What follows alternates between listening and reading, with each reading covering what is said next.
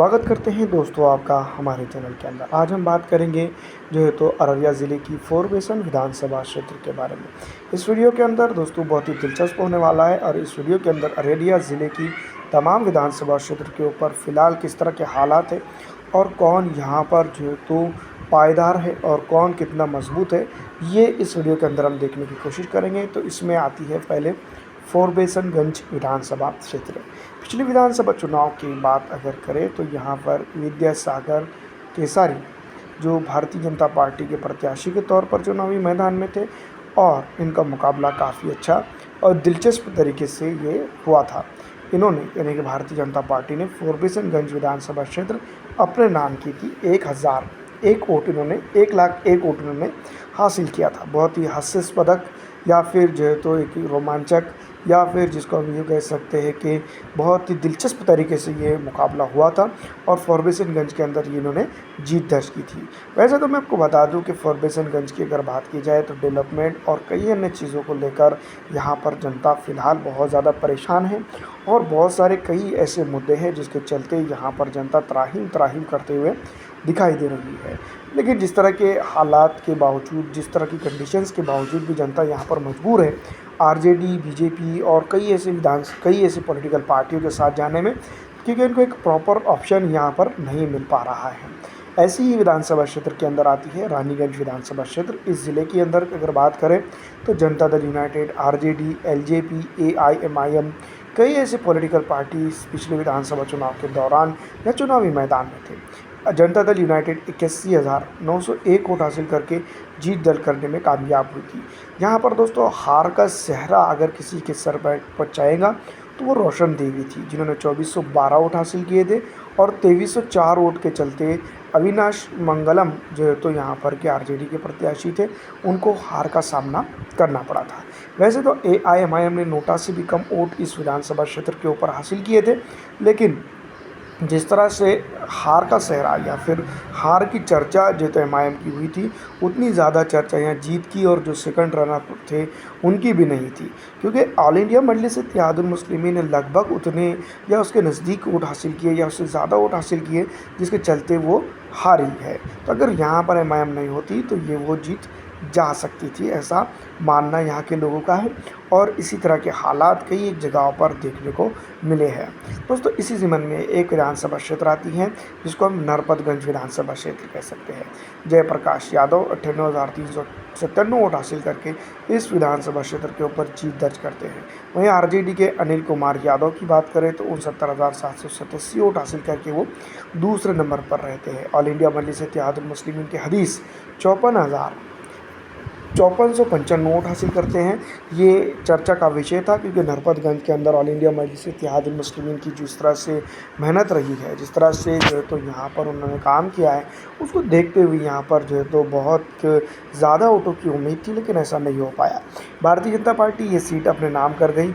और अगर बात की जाए तो पिछड़ा, दलित, आरक्षित, मुस्लिम समाज की बस्तियों की और उनकी पिछड़े हाल की, तो यहाँ पर जो तो काफ़ी चीज़ों को लेकर बातें की जा सकती है। नरपतगंज के अंदर जिस तरह से डेवलपमेंट होना चाहिए था, उस तरह से जो तो इस विधानसभा क्षेत्र के ऊपर या इस इलाके के ऊपर वैसा डेवलपमेंट देखने को नहीं मिला है। पिछड़ा हो, दलित हो, आरक्षित हो, मुस्लिम हो या किसी भी अन्य तबकात का या अन्य जो है तो जाति जमात का इंसान हो, वो तो परेशान है और जो है तो त्राहिम त्राहिम करता हुआ दिखाई दे रहा है।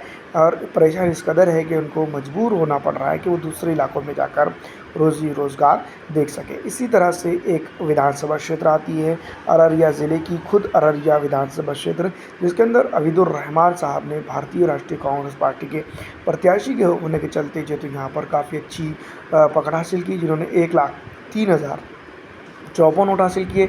और वहीं जनता दल यूनाइटेड की शगुफ्ता आज़मी, जिसको हम कह सकते हैं, उन्होंने 55,118 वोट हासिल करके दूसरे नंबर पर रहे। लेकिन जीतने और हारने से ज़्यादा उस वक्त अगर बात की जाए जब अररिया के अंदर विधानसभा चुनाव का निकाल आ रहा, तो मोहम्मद रशीद अनवर जो ऑल इंडिया मजलिस-ए-इत्तेहादुल मुस्लिमीन के प्रत्याशी थे, उनको ज़्यादा सर्च किया गया था। 29,124 वोट उन्होंने हासिल किए, यानी कि 8,924 वोट उन्होंने वोट हासिल किए और यहाँ पर सबको चौंका दिया था। लेकिन इसके बावजूद अररिया के अंदर अगर बात की जाए तो काफ़ी कुछ हद तक कि यहाँ पर पिछले विधानसभा चुनाव से पहले यानी कि 15 की बात की जाए और 20 की बात की जाए तो तुलनात्मक स्थिति में ये हम बात ज़रूर कह सकते हैं कि यहाँ पर डेवलपमेंट हुआ है। और यहाँ पर कई एक मायनों में अगर देखा जाए तो बात काफ़ी अच्छा और काफ़ी हद तक के सुधार जो तो देखने को मिला है। और ये सुधार अगर आगे भी बना रहता है या इस विधानसभा क्षेत्र के ऊपर जिस तरह की माहौल बना है, जिस तरह की कंडीशंस बनकर सामने आई है, वैसा अगर बना रहता है तो इस विधानसभा क्षेत्र के ऊपर ये बात हम ज़रूर कह सकते हैं कि यहाँ पर जो है तो छप्पर फाड़ वोटिंग जो है तो इस बार ऑल इंडिया मजलिस इत्तेहादुल मुस्लिमीन और कांग्रेस के बीच में ही रहेगी। मुकाबला काफ़ी तगड़ा हो सकता है। इसी तरह से एक विधानसभा क्षेत्र आती है जिसको हम कह सकते हैं जोकीहाट विधानसभा क्षेत्र। जोकीहाट विधानसभा क्षेत्र के ऊपर अगर बात करें तो मोहम्मद शाहनवाज आलम जो तो पिछली विधानसभा चुनाव के दौरान यहाँ पर जो तो 59,559 वोट हासिल कर 96 वोट हासिल करके जीत दर्ज करते हैं। वहीं जनता दल यूनाइटेड से भी सीट अपने नाम कर जाते हैं। इस विधानसभा क्षेत्र के ऊपर अगर बात करें तो आरजेडी के सरफराज आलम रहते हैं जो 52,213 वोट हासिल करते हैं। रंजीत यादव यहाँ पर भारतीय जनता पार्टी के प्रत्याशी थे जो चुनावी मैदान में दूसरे नंबर पर रहे थे। इस विधानसभा क्षेत्र के ऊपर काफ़ी कुछ चीज़ें देखने को मिली, काफ़ी जो तो उतार चढ़ाव देखने को मिले। और यहाँ पर अगर बात की जाए तो 7,383 वोटों का विक्ट्री मार्जिन था जो ऑल इंडिया मजलिस इत्तेहादुल मुस्लिमीन के मोहम्मद शाहनवाज आलम को मिला था। लेकिन जनता बखूबी जानती है कि इस विधानसभा क्षेत्र के ऊपर जो वोटिंग हुई थी वो ऑल इंडिया मजलिस इत्तेहादुल मुस्लिमीन के जो हम कह सकते हैं कि नेता, राष्ट्रीय नेता असदुद्दीन अवैसी साहब की बदौलत जो है तो यहाँ जनता ने उनको वोट किया था। पिछले विधानसभा चुनाव का अगर हम लेखा जोखा देखते हैं, तमाम तर चीज़ें देखते हैं तो यहाँ पर जो तो आरजेडी उनको पसंद ही नहीं कर सकती थी, जेडीयू उनको पसंद ही नहीं कर रहा था, कोई भी इनको पसंद नहीं कर रहा था। देखते हैं दोस्तों सिकटी विधानसभा क्षेत्र। तो सिकटी विधानसभा क्षेत्र की अगर बात करें तो यहाँ पर बीजेपी के विजय कुमार मंडल भारतीय जनता पार्टी के प्रत्याशी के तौर पर थे जिन्होंने 84,128 वोट हासिल किए थे। और वहीं शत्रुघ्न प्रसाद सुमन जो तो सिकटी के अंदर आरजेडी के प्रत्याशी के तौर पर थे जिन्होंने 70,356 वोट हासिल किए थे। ये भी जो है तो नज़दीकी मामला था, 14,000 के करीब करीब जो है तो वोटों का डिफरेंस यहाँ पर देखने को मिला था। लेकिन बीजेपी की अगर बात की जाए तो यहाँ पर कई एक चीज़ों के लेकर जो तो वो मैदान मारने में कामयाब तो ज़रूर हुई थी, लेकिन पिछड़ा, दलित, आरक्षित, मुस्लिम और अन्य समाज की अगर बात करें इस विधानसभा क्षेत्र के ऊपर तो जिस तरह से चुनाव हुआ, जिस तरह से चीज़ें हुई, उस तरह से अगर यहाँ डेवलपमेंट हो जाता तो काफ़ी कुछ चीज़ें हो सकती थी। आरजेडी अगर यहाँ पर मुस्लिम प्रत्याशी उतार देती सिकटी के अंदर और थोड़ी सी मेहनत कर जाती तो यहाँ पर जो है तो काफ़ी कुछ चीज़ें हो सकती थी। लेकिन अभी देखना ये होगा कि इस विधानसभा क्षेत्र के ऊपर या इस विधानसभा के ऊपर कौन जीत दर्ज करेगा और किस तरह से वादे और जिस तरह की चीज़ें हुई थी, जिस तरह की चीज़ें जहाँ पर जनता डिमांड कर रही थी वो होती है या नहीं। पिछड़ा हो, दलित हो, आरक्षित हो, मुस्लिम हो या किसी भी तरह के तबकात की बात करें तो यही उम्मीद इस विधानसभा क्षेत्र के ऊपर लगाया बैठा है कि कोई ना कोई आएगा जो है तो इस विधानसभा के ऊपर या इस इलाके के ऊपर जो है तो डेवलपमेंट को आगे ले जाएगा और डेवलपमेंट करके जो है तो जनता के लिए नए रोजगार के मौके और कई चीज़ें ओपन करेगा। आपको क्या लगता है कमेंट करके ज़रूर बताइएगा। फिलहाल दोस्तों इस वीडियो में इतना ही। अच्छी लगने में लाइक कर